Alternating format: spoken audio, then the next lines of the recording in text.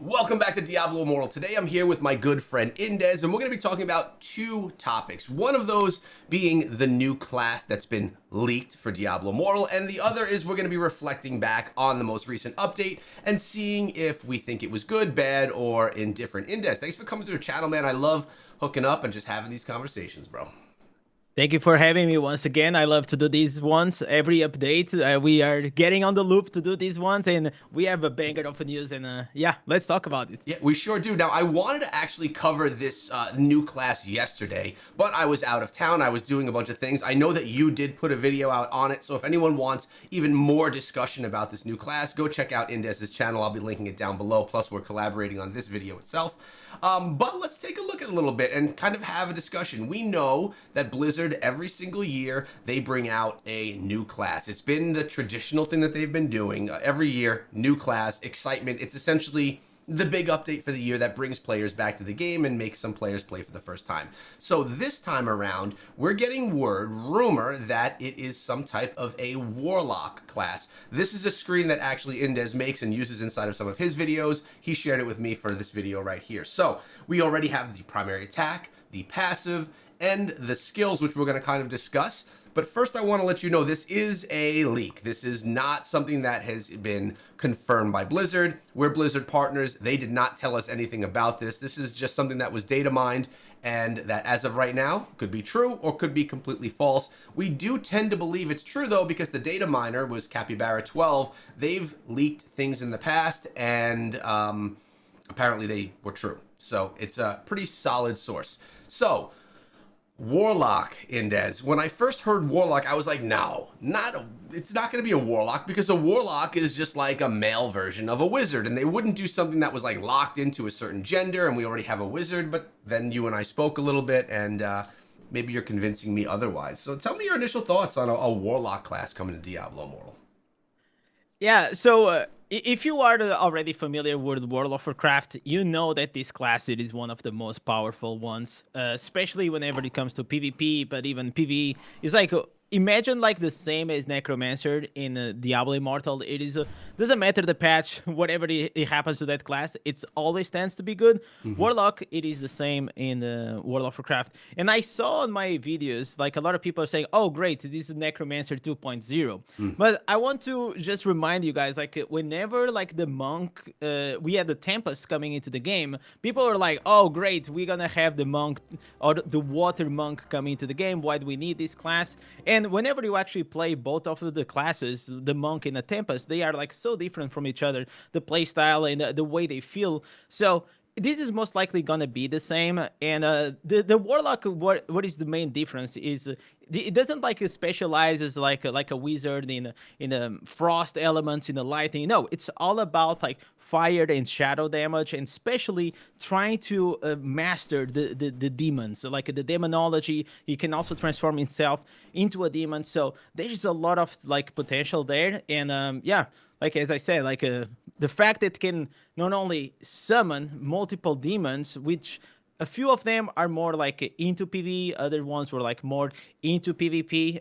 It became a big problem over time in World of Warcraft, and so I'm a bit hesitant to understand how he actually gonna be this class, because in WoW, like it has like 30 or 40 spells, but here we're talking a mobile game. Also, that class was made like 25 years ago, so I'm sure it's gonna be a more modern, streamlined version of what it can actually be, a warlock. So I'm interested in it, because the druid as well was a more like a more modern approach for the Diablo Immortal, based as well on the Diablo 2 and the World of Warcraft. Yeah, I mean the druid came through and it was like happening inside of Diablo 4 as well, so I see why that kind of like linked up, how they were kind of bringing the druid to Diablo Immortal. I like your point that you made regarding the monk. First of all, the monk is probably one of my personal least favorite classes, which is strange because of my playstyle, but I just don't love it. But the Tempest came, and as you mentioned, it was like a monk 2.0, or the water version of it. And this is probably one of the more powerful classes over the past, 2 years that it's been out or so. And a lot of people love playing the Tempest. So your point that maybe a newer 2.0 version of a wizard is not going to be the worst thing. My question is, though, why not the witch doctor, man? Everyone's been asking for the Witch Doctor to come to this game, and no Witch Doctor. What are your thoughts about that? Maybe one day? Yeah, it is surprising. I thought that probably they will actually bring maybe the Witch Doctor. But I feel Hmm. like their thought was maybe, okay, last year we brought a class that was already in the Diablo games.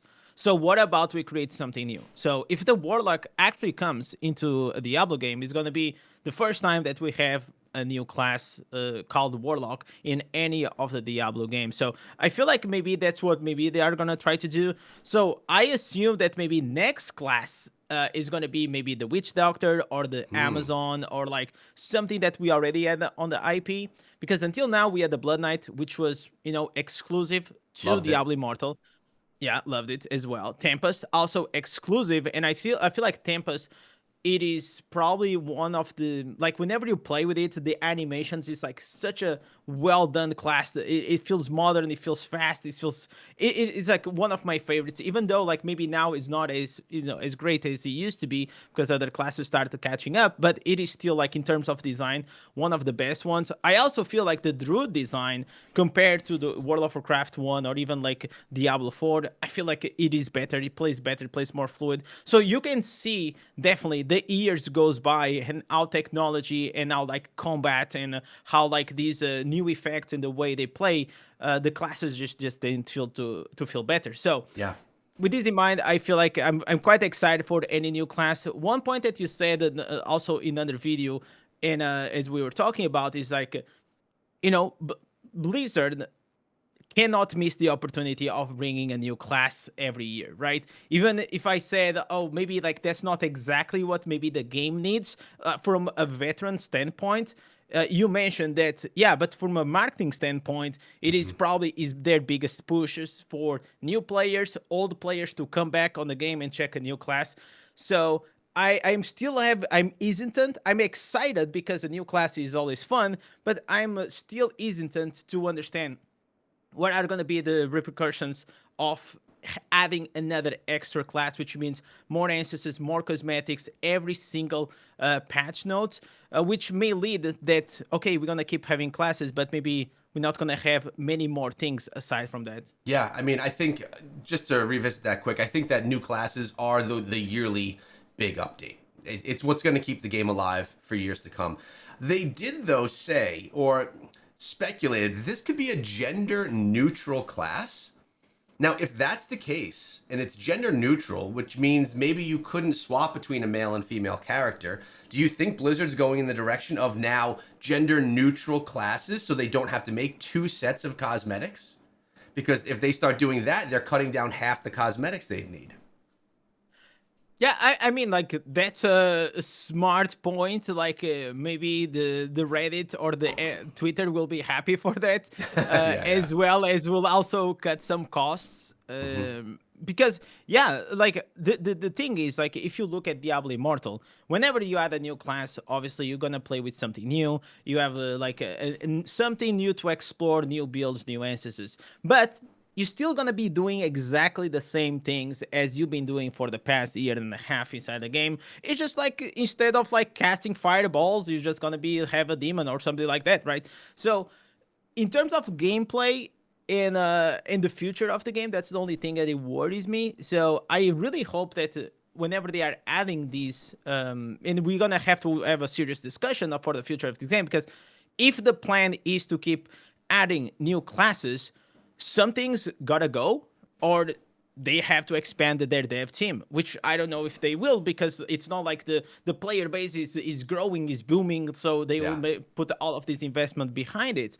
So that's like the only thing that it kind of scares me, and I hope that also I'm sure like Blizzard team is onto this, that adding new classes just means a lot of like more work, because whenever we add new instances, it's not like, oh yeah, but it's just like six more, right? No, Yeah. but it's art style. You have to do the animations, you have to think about the balance. Like adding six more spells into already a big game that he has like a lot of spells, like it is a lot of work, more than people think. So I don't know what was going to be like the future. Maybe they can think about other solutions that is not like every few months we are always farming the instances every time. But if we don't do that, then the game is going to be like pretty stalled.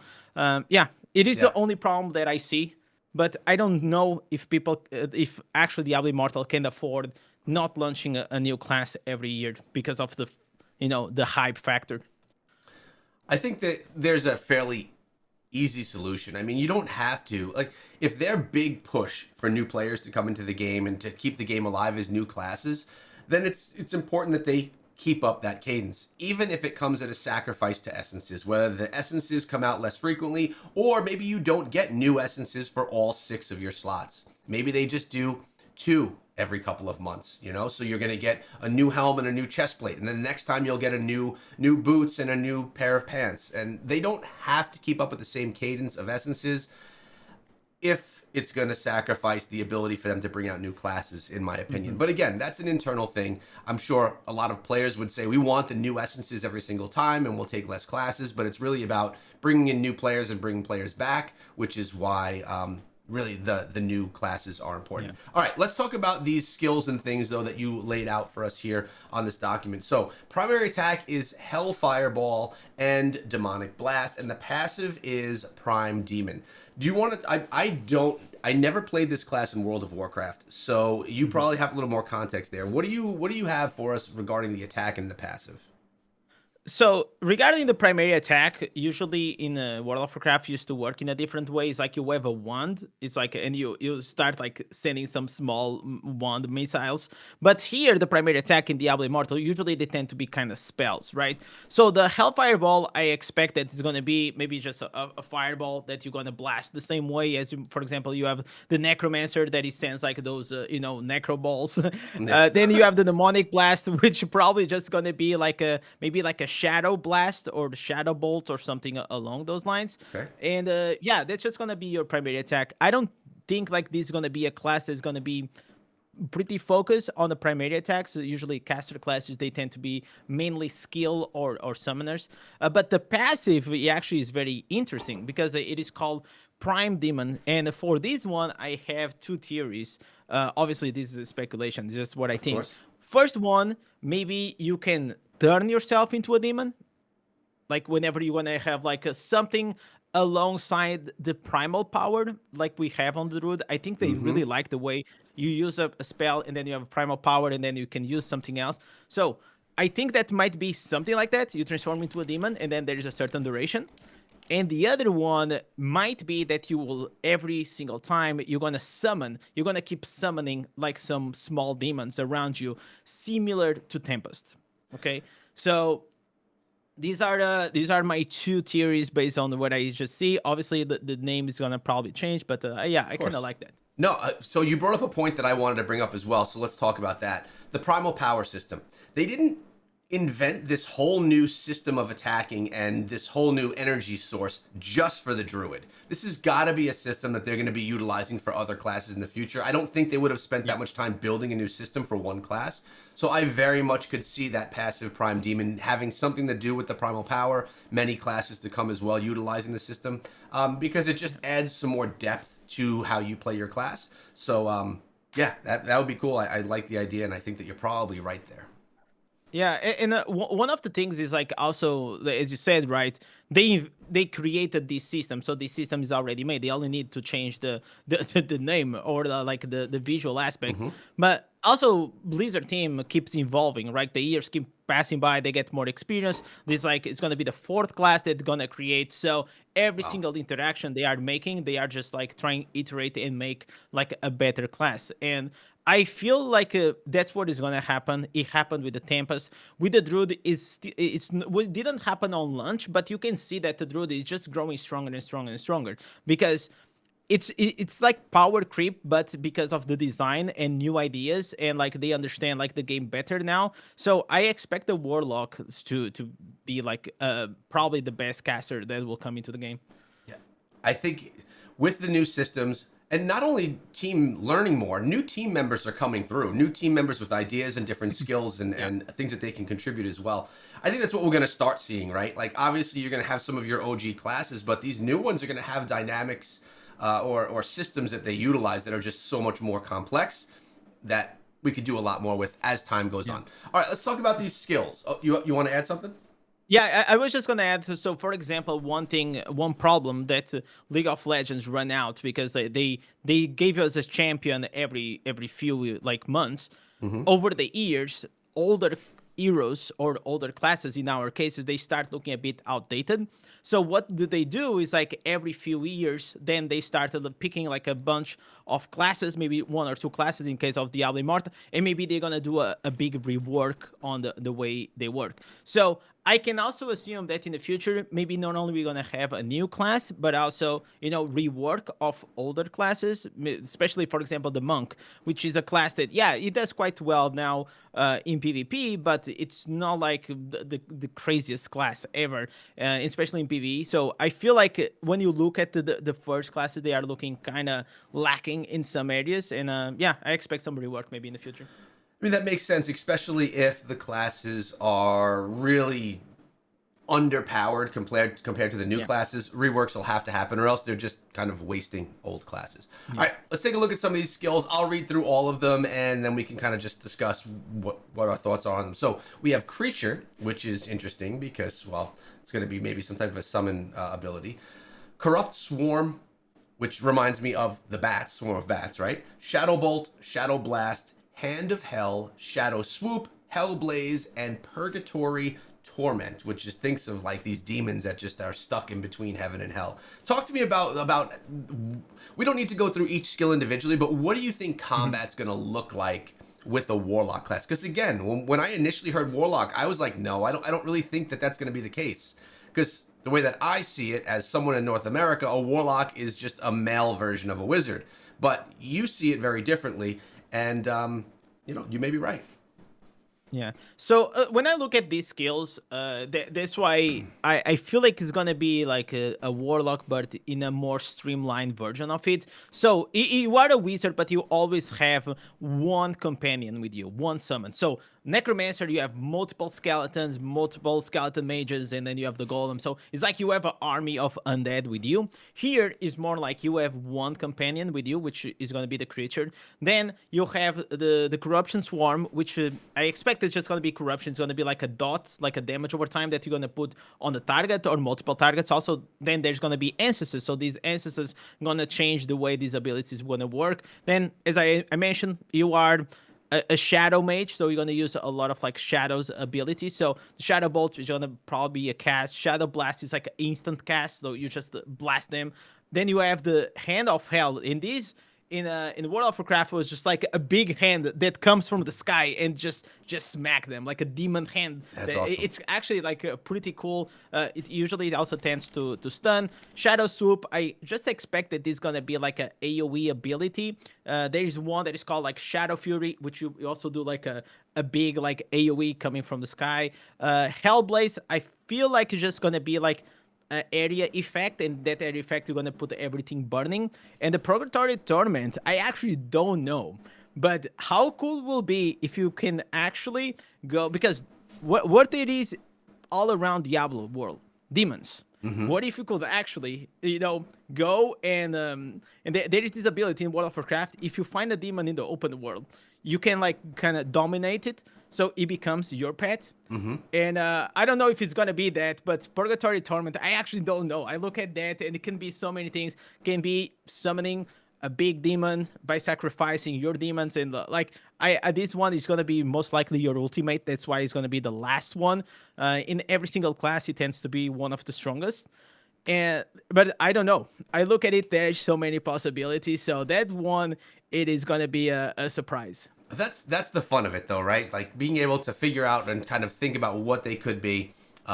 I like your idea, though, being able to take the demons and make them your own. That's kind of cool. I like that idea. I'm sure you spent tons of time on your streams talking to your community about it and coming up with all these ideas. So definitely cool. All right, let's talk about dates, man. There were two speculated dates. One was the D4 expansion time. And the other one was BlizzCon, which I think is in September. I forget when BlizzCon is. Yeah. When do you think? I think it's going to be right on track with when we've normally gotten these. I don't think it's going to coincide with any other events or anything. What are your thoughts? Yeah, like next expansion is gonna be around late April or May, so I feel like that's a bit too short. Mm-hmm. But if I remember correctly, I think Tempest came along like May or June. I know that Druid came a bit later than it usually would tends to come. So I expect, like to be honest, to be around June, like the same cycle as we keep having. BlizzCon, I feel like that will be pretty epic, honestly. Like you have the BlizzCon and you say, okay, now you guys can actually go and download and and play with the new class. Yeah. But if we're gonna be kind of honest, I don't expect that Diablo Immortal is gonna have that big stage announcement like compared to the other IPs.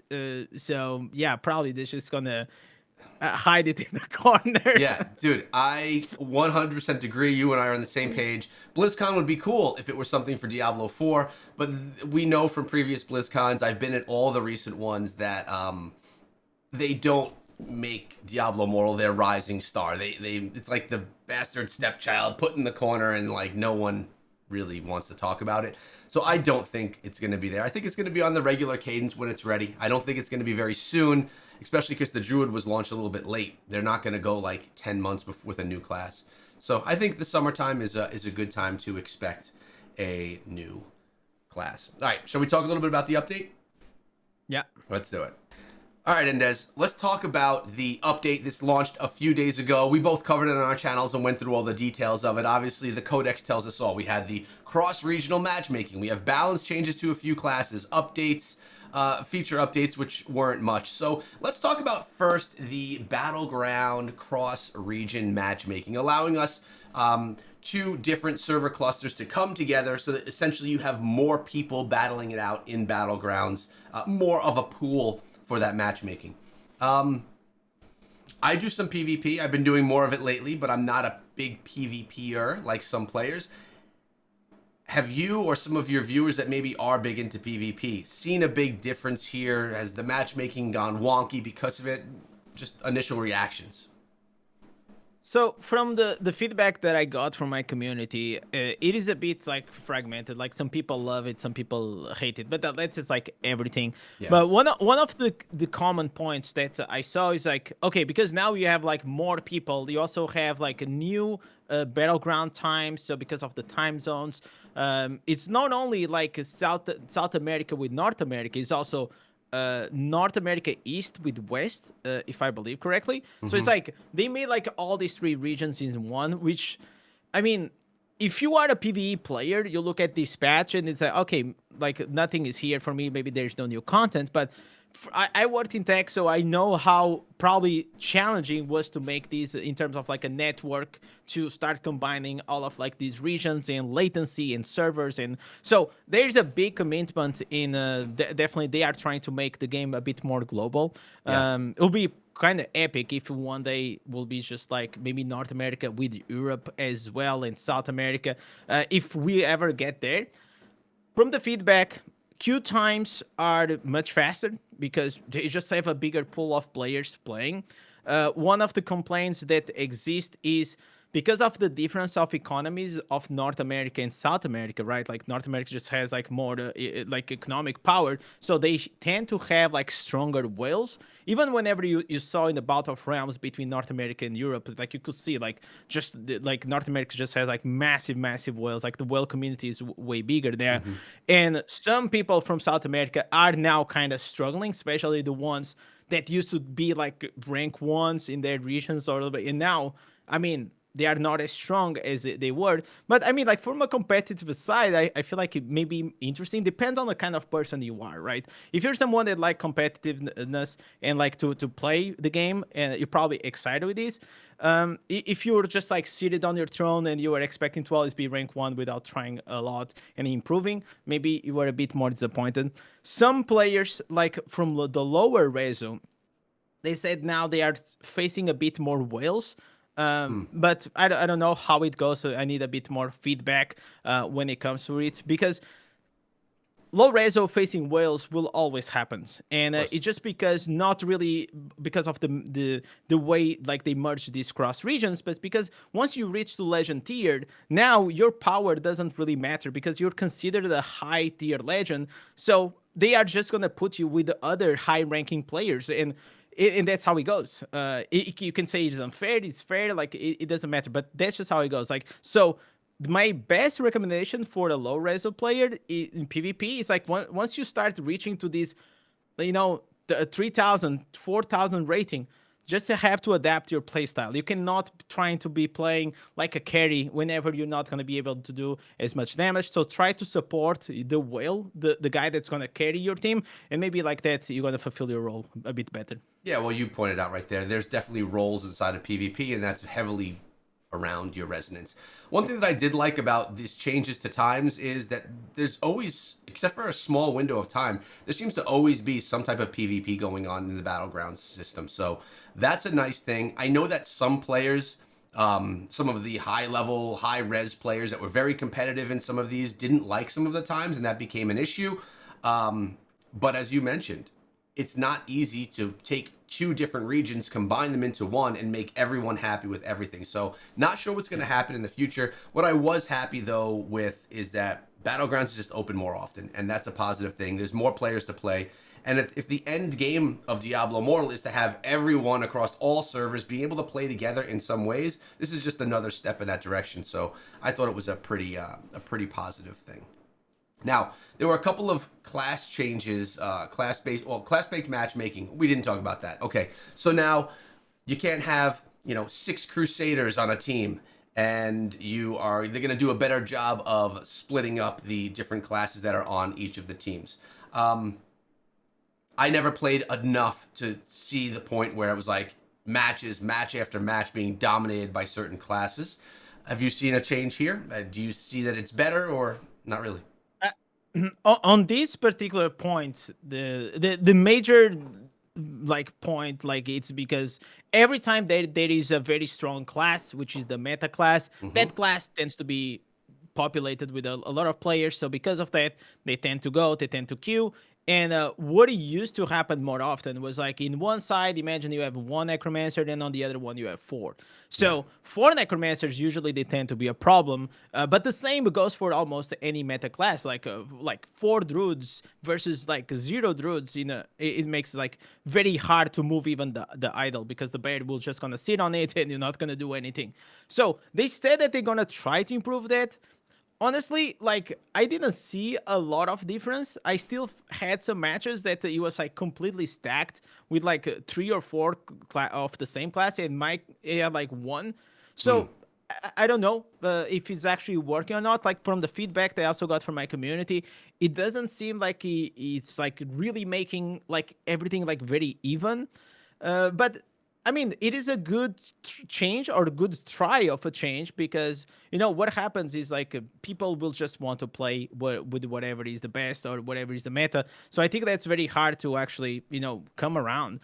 Even though I still think that limiting, like, for the goodness of the PvP, limiting to maybe maximum of 2 or 3 per battleground, you have 8 slots. So why are we playing like with 6 necros in one team, right? Like, also, Yeah. it doesn't promote like diversity of people playing with multiple classes. And yes, maybe like the necromancer will have longer queue because they are the most popular classes. But on the other side, if you go, for example, with the blood knight or the monk, which is classes that are not as popular now, maybe you get instant queue just like that, right?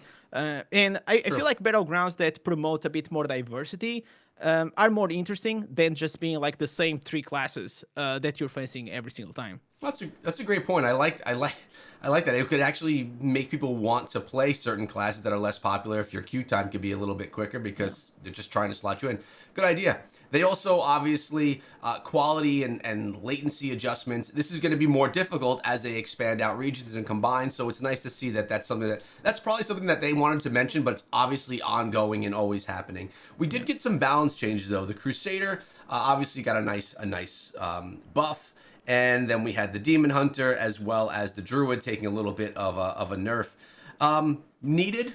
Do you think that there are some classes that were missed here that should have gotten a nerf or a buff? I mean, these are going to always happen.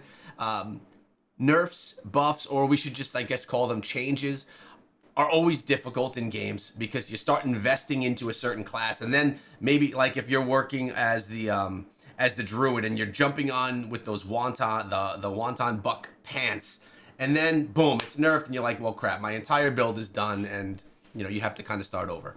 What are your thoughts about the ones that were changed versus ones that were completely maybe missed in the update? So I'll start with the one that was definitely needed, which was Crusader, mainly in PvP. They reworked this Wind Horse. I've been having a lot of fun. Like Crusader is not a class that I enjoy a lot. I know you were a huge fan. I love but it. The major reason is because it is very slow and it has big cooldowns, right? So you go in and or you die or you have to wait again for your cooldowns. So now, like with the rework of this new Wind Horse, like I actually made like 2 new builds, one for PvE and another one for PvP. And Nice. I'm having a blast, man. You're just gonna go, you're like the cowboy, you're like sweeping like that, I love that. it's a hammer or whatever. Like it's just awesome. Higher mobility, high damage, quite decent survivability. Is not like the most tanky one, but it is fun. The last time I had fun with the Crusader was with the Pikachu build, which that was also pretty interesting. But yeah, definitely this rework made Crusader better, more interesting, and above all, more fun. Regarding Demon Hunter, Yeah. honestly, I didn't see like a lot of people like they changed a few things. They tried to make a few things viable. I still didn't explore. I didn't play it. Also, I didn't see like anyone coming up like with a crazy build. Maybe some Demon Hunters can say in the comments like if they found something new. But the bear and also the stag, they got like some heavy nerfs, which I mean, they were needed. Like the stag, especially, like you were just roaming around like crazy with the crazy mobility, almost one-shotting everyone, immune to CC. It was a bit powerful. So they didn't change almost anything about the build except the immunity to CC, which it was like Right. the thing that made it more powerful. So now it's not as strong, so it's a bit more balanced. And I feel like it is important for the players to understand the difference between something being very good or OP. And I feel like these lines sometimes they get a bit blurry, especially if you don't have like, or maybe a wider perspective on PvP, or maybe like you're not as experienced in PvP, to try to understand like, obviously there are classes that are gonna be very good, but very good and broken or OP are two different things. So one, if a class doesn't have any weaknesses at all, it is OP because it has damage, it has survivability, it has everything like in one pack. There's always needs to be something that will be a weakness, so the other players they can exploit and they can probably counter them. And on the bed itself, they used to have like this self-healing every like 9 seconds, which was like half of their HP. And because of the bed has like a million HP, especially at the higher resonance, it was very hard to kill them on top of all the shields. So now they are not as strong. They have to go out of the bear form to heal themselves and to go back in. He adds a bit because he goes into human form, so he's gonna take way more damage. So you can try to exploit that gap the same way as you can try to exploit whenever a necromancer goes out of the raid form. They are very vulnerable. So that's the time you should go on them and try to kill them. So yeah, I think these nerfs were well done, and it just made like the classes a bit more balanced. Yeah, regarding nerfs, I'm still upset that the Barbarian a year ago lost that Flicker Tone build. That was my favorite PvP build ever, man. And that was an example of something that was kind of broken and OP. And, I absolutely loved it. All right. I appreciate your breakdown of your thoughts of everything regarding the update. How did you do personally on your Mirror Jewels runs? Did you get anything good? Okay, I got a 5-star, but it was a Maw Oh, of the Deep. So I don't hate Maw of the Deep. It's like a sleeper one, man. I don't hate it. I mean, you're not going to use it, I guess, but no, I'm not gonna use it. I liked it Like in the past. maybe 2 years ago, it was good, but now Hmm. there's no use in PvE. Maybe like there's a small issues, but I don't want to go into it. Yeah. And in PvP, I'm never gonna use it. So yeah, I mean maybe in the future it was a 4 out of 5, so I Oh, cannot complain. Maybe I'll get more copies of, and I'll just use it mainly for to boost my resistance. But right now we just have like really strong 1, 2, and 5 stars that yeah. it just doesn't fit like my legendary setup. No, What at least about you? Did you got anything? No, I just got just 2 and 1 stars. But the last Mirror Jewels run, I did get my first ever 5 out of 5. So I didn't expect to. Oh, was the fated trail? Yeah, man, it Right? was the The new new one. I one. got a rank 5 Faded Trail. So Yeah. 5 out of 5 star, which was awesome. So I Are didn't you liking expect it? anything. I do like it, man. I mean, it's my only 5 out of 5, and I do play with resonance. Not like well resonance, but I play with some resonance. Mhm. So it's gonna be in there, man. No matter what, it's gonna be in there. Yeah. Um, Yeah. so we talk about this sometimes as content creators, like what other action RPGs are out there, and I just put out my video, kind of talking about my experience in Path of Exile 2. So I figured, why don't I kind of like check out what else is out there? Because spoiler alert, Path of Exile 2 is not quite my cup of tea. Undecember came out years ago, and I was gonna replay this game and just see how is it now. Like, is Undecember any good now? I always thought it was a pretty good game, Yeah. and I didn't get to it yet because I heard that there was a new game that came out by Line Games, which is the maker of Undecember, and it was called Dark December. So I know that you haven't tried it yet, but I booted it up just to test it really quickly, and it is like it is not a top-down style action RPG like would expect. You're like this Okay. character running, like you're bigger, you're this character running around like it's more of an action game than an action RPG game.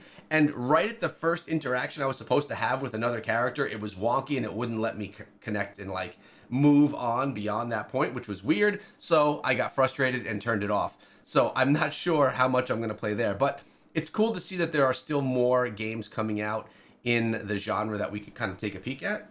But I'm gonna just share this right here, Indez. I think I'm gonna start messing around a little bit more, maybe even doing a couple of live streams here and there, diving back into Diablo 4. I know there's another season coming in a couple of months, and I think what I want to do is I want to take some time, really learn the game pretty good with the ongoing season, and then kind of come in and hit the next season kind of strong, and have some fun with it alongside of Diablo Immortal, because I think Diablo 4 is more up my alley than something like a Path of Exile 2. Do you think this is a bad idea? You think I'm setting myself up for failure here and I'm going to be disappointed, or you think I'm going to enjoy the experience?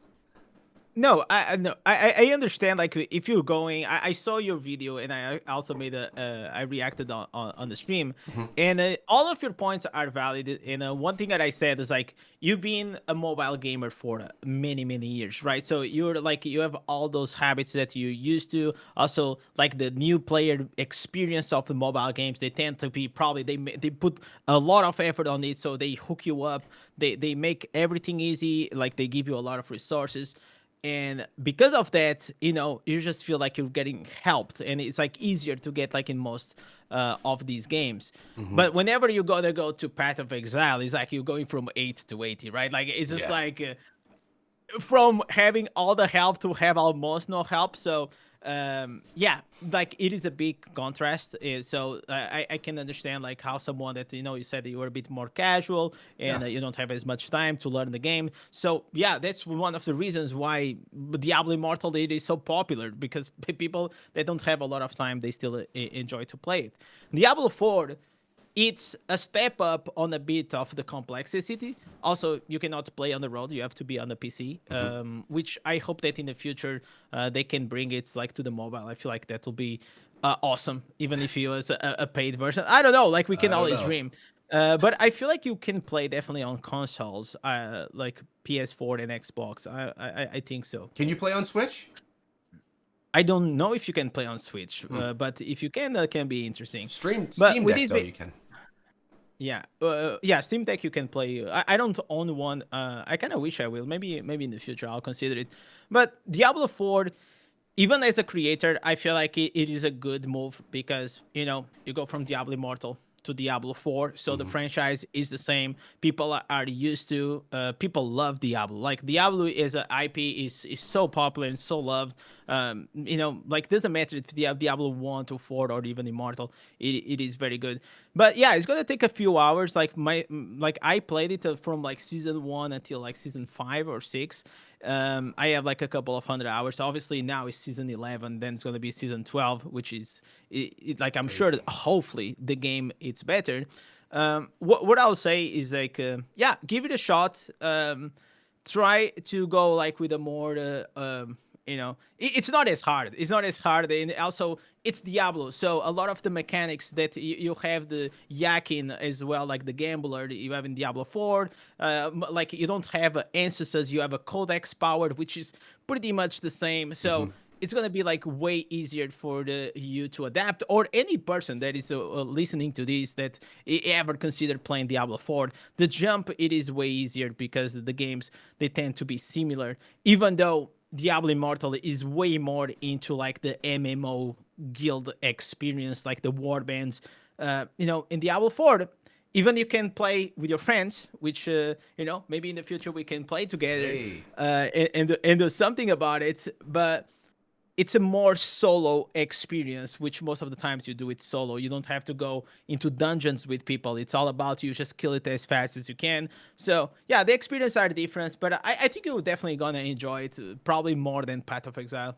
Yeah, I think I definitely am going to enjoy it more than Path of Exile. I've played 3 of the seasons of Diablo 4, not as in depth as you did, but I have the understanding and idea of what it's going to be like. So it's something that I'm just going to be doing on the side, right? Alongside of Diablo Immortal. So you guys could take a look forward to that, I guess, if you want to. I'll be doing some live streams probably in the evenings of Diablo 4, casually learning the game, just enjoying myself. Maybe you'll join me along the way. But again, Indez came through to spend his time and share his thoughts on the update and on the leaks of the new class. You could check him out over on his channel, which I'll be linking down below. He live streams almost every day and puts out videos fairly regularly as well. If you like his stuff, subscribe to his channel. But Indez, thanks for coming through, man. Always a pleasure. We gotta keep this rolling. Every single update or patch Hey, notes, we gotta keep it rolling.